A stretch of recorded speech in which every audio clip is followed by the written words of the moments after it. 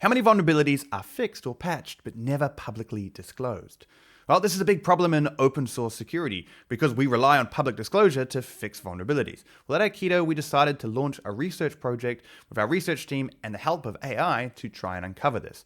We trained some large language models to sift through change logs and release notes to uncover when a patch may have been applied to fix a security issue, but a CVE number was never publicly assigned to it. The LLM in this case was really important because these changelogs often don't explicitly say that they fixed a security problem. For example, if you had a remote code injection vulnerability that you fixed, maybe you don't say fixed RCE, maybe you say fixed a polluted array prototype, which is one that we found.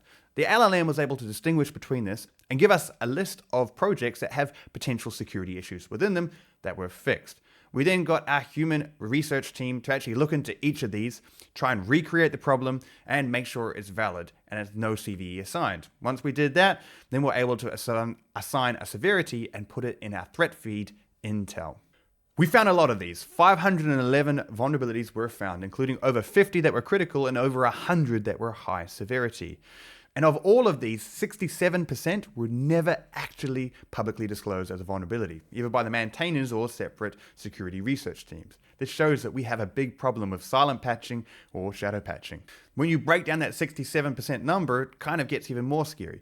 Obviously, low severity had the highest number that wasn't publicly disclosed at 92%, but high and critical were both above 50% that were never publicly disclosed. This is a huge problem because it means that there's people out there that are running vulnerable software, vulnerable open source packages, but aren't even aware of it. And it's not just small projects either.